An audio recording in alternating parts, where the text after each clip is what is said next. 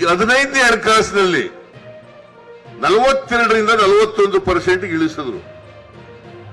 42ರಿಂದ 41% ಇಳಿಸಿದ್ರು. ಮತ್ತೆ ಕರ್ನಾಟಕಕ್ಕೆ ಕೊಡಬೇಕಾಗಿದ್ದಂತ ತೆರಿಗೆ ಪಾಲನ್ನ 4.71ರಿಂದ 3.64ಕ್ಕೆ ಇಳಿಸಿದ್ರು. ಅದರ ಅರ್ಥ 1.07% ಕಡಿಮೆ ಆಯಿತು.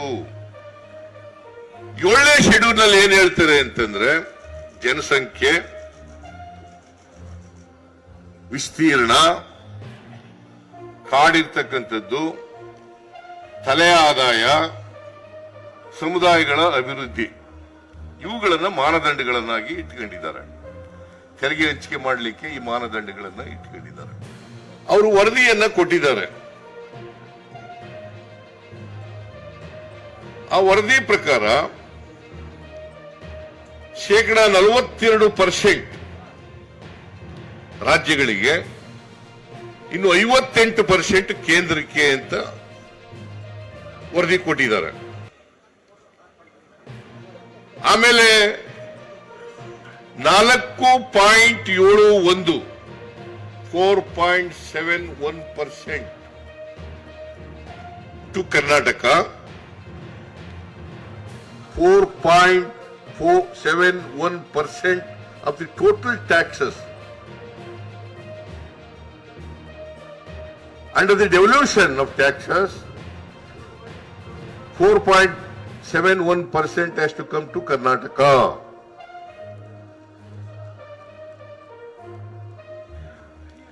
ಹದಿನಾಲ್ಕನೇ ಹಣಕಾಸಿನ ಆಯೋಗದವರೆಗೆ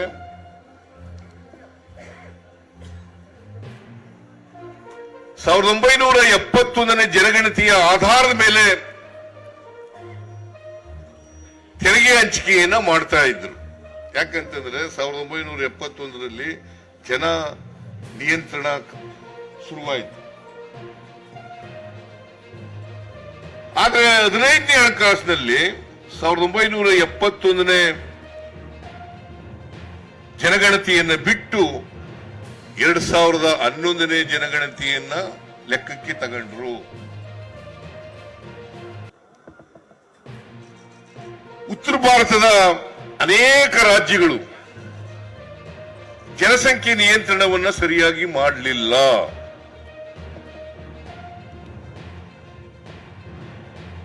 ದಕ್ಷಿಣ ಭಾರತದ ರಾಜ್ಯಗಳು ಜನಸಂಖ್ಯೆ ನಿಯಂತ್ರಣವನ್ನ ಮಾಡಿದವು.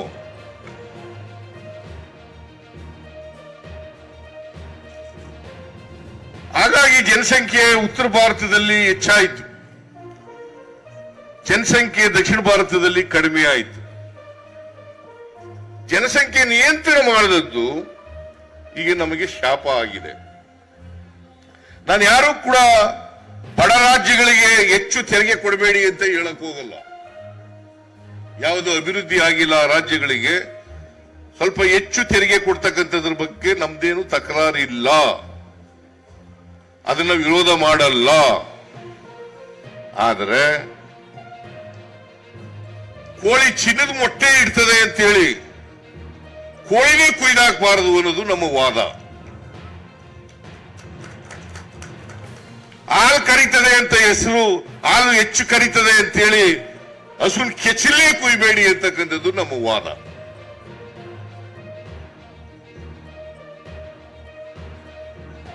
ಇದಕ್ಕೆ ನಮ್ಮ ಪ್ರತಿಭಟನೆ ಹೊರತು ಉತ್ತರ ರಾಜ್ಯಗಳಿಗೆ ಹೆಚ್ಚು ಕೊಡಬೇಡಿ ಅಂತಕ್ಕಂಥದ್ದು. ಈಗ ಫಾರ್ ಎಕ್ಸಾಂಪಲ್ ಉತ್ತರ ಪ್ರದೇಶಕ್ಕೆ ತೆರಿಗೆ ಪಾಲು ಸುಮಾರು 2,80,000 ಕೋಟಿ ಸಿಗುತ್ತೆ. ನಮ್ಗೆ ಈ ವರ್ಷ ಎಷ್ಟು ಸಿಗ್ತದೆ ಗೊತ್ತಾ? ತೆರಿಗೆ ಪಾಲು 50,257 ಕೋಟಿ ರೂಪಾಯಿಗಳು. ಎಷ್ಟು? ಯುಪಿ ಉತ್ತರ ಪ್ರದೇಶಕ್ಕೆ 2,80,000 ಕೋಟಿ ಸಿಕ್ಕಿದ್ರೆ ಕರ್ನಾಟಕ ರಾಜ್ಯಕ್ಕೆ 50,257 ಕೋಟಿ. ಆದರೆ ಕರ್ನಾಟಕ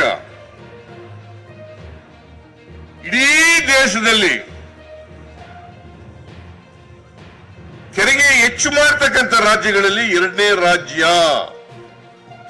GST ಕಲೆಕ್ಷನ್ ಇರ್ಬೋದು, ಇನ್ಕಮ್ ಟ್ಯಾಕ್ಸ್ ಇರ್ಬೋದು, ಕಾರ್ಪೊರೇಟ್ ಟ್ಯಾಕ್ಸ್ ಇರ್ಬೋದು, ಕಸ್ಟಮ್ಸ್ ಡ್ಯೂಟಿ ಇರ್ಬೋದು, ಸೆಸ್ ಸರ್ಚಾರ್ಜ್ ಇರ್ಬೋದು, ಇವೆಲ್ಲವುಗಳಲ್ಲಿ ಕೂಡ we are number 2. Karnataka is number 2 as far as the tax collection is concerned. Maharashtra number 1. Maharashtra state is number 1. Karnataka number 2. ಮತ್ತೆ ನಮಗೆ ಯಾಕೆ ಅನ್ಯಾಯ?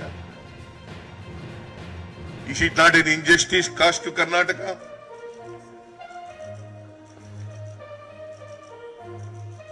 See, as a matter of fact,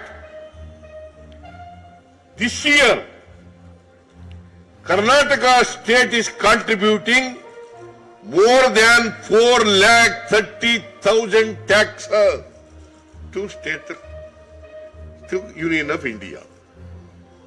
ಎಷ್ಟು? 4,30,000 crores. 4,30,000 crores. ಕರ್ನಾಟಕದಿಂದ ಕೇಂದ್ರ ಸರ್ಕಾರಕ್ಕೆ ತೆರಿಗೆ ನಾವು ಸಲ್ಲಿಸ್ತಕ್ಕಂಥದ್ದು. ಅಂದ್ರೆ ₹1 ಅಲ್ಲ ₹100 ತೆರಿಗೆ ಕಲೆಕ್ಟ್ ಮಾಡಿದ್ರೆ ನಮಗೆ ಬರ್ತಕ್ಕಂಥದ್ದು 12 ರಿಂದ 13 ರೂಪಾಯಿ. ಫಾಲೋ ಗೊತ್ತಾಯ್ತೇನ್ರಿ? ₹100 ನಾವು ಕಲೆಕ್ಟ್ ಮಾಡಿದ್ರೆ ಕೇಂದ್ರ ಸರ್ಕಾರಕ್ಕೆ ಕೊಟ್ರೆ ₹100 ನಮಗೂ ವಾಪಸ್ ಬರೋದು ಎಷ್ಟಪ್ಪ ಅಂದ್ರೆ 12 ರಿಂದ 13 ರೂಪಾಯಿ. Is it not an injustice to people of Karnataka? Huh? Is it not an injustice caused to Karnataka? That is why we are agitating.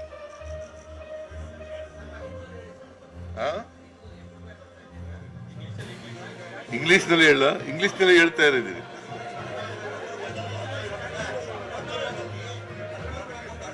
₹100 ತೆರಿಗೆ ಕಲೆಕ್ಟ್ ಮಾಡಿ ಕೇಂದ್ರಕ್ಕೆ ನಾವು ಕೊಟ್ರೆ ನಮಗೆ ವಾಪಸ್ ಬರ್ತಕ್ಕಂಥದ್ದು 12 ರಿಂದ 13 ರೂಪಾಯಿ. No tax. See, if you collect 100 rupees and giving it to Government of India, we are getting back only 12 to 13 rupees as our share. I hope that I made it very clear. Is there any doubt? No doubt. 12 ರಿಂದ 13 ರೂಪಾಯಿ ಮಾತ್ರ ನಮಗೆ ಸಿಕ್ಕುತ್ತೆ.